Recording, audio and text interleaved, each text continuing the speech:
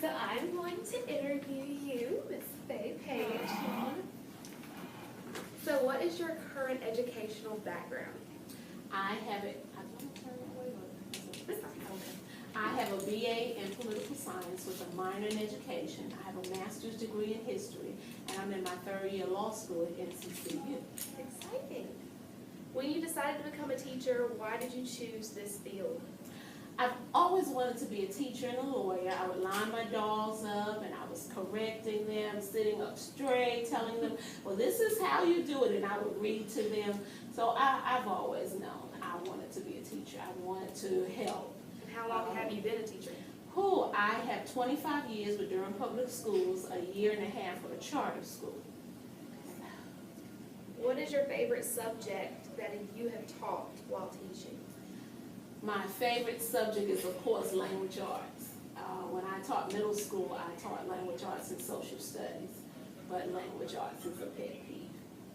What do you like most about your teaching career? What do I like most? I like the enjoyment when knowing that the children get the answers, the light bulb goes off, and they're like, I know, Miss Page, I know. And they're so excited, and I'm trying to keep it contained. Okay, but just raise your hand. I like that. It lets me know that somebody was listening. They understood something I said, and so that's Describe your teaching style. I try to do a variety of things. I guess being out of education for 3 years, I'm a little old-fashioned, so I like to do the, hands over, let's do round robin. I like calling on, and I like for them to go to the board. I like to move them around. But this generation, they want to be on top of the ceiling on something with hip-hop, and then, it's not boring to them. But yeah, that's what I'm used to. How do you deal with students that regularly miss class or miss school? I do contact the parents. After 10 days, they will automatically be in the system for truancy. And we do have a truancy officer that will investigate. But I try to contact the parent to find out, is the child sick? Have they moved? Is there something I can help with? Yeah. They may need something that maybe I can help donate some clothes or food. You never know. How do you manage very disruptive students in your classroom? With this particular group, with me not starting with them, I didn't start until November, and they've been through so many changes, usually staying consistent with the rules.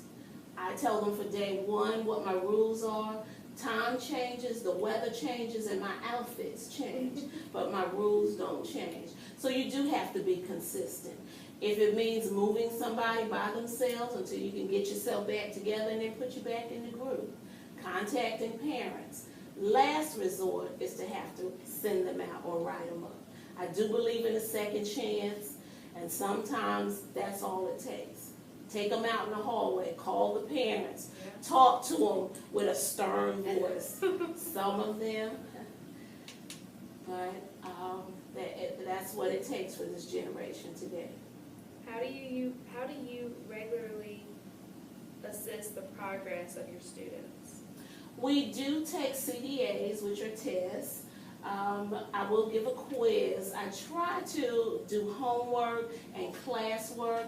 If you can keep up in class and you can keep up with the homework, then you should do fine on the test. What are some of your strengths in your profession?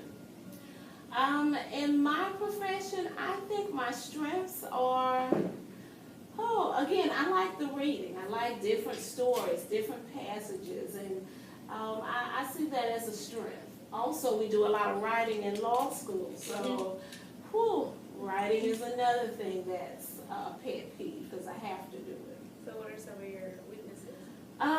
My weaknesses. Now, teaching 5th grade, and my specialty is language arts, social studies, I don't do math and science.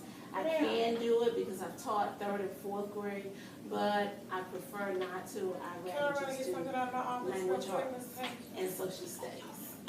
Well, that will conclude our interview. Okay. Thank you. Thank you, Miss Perry.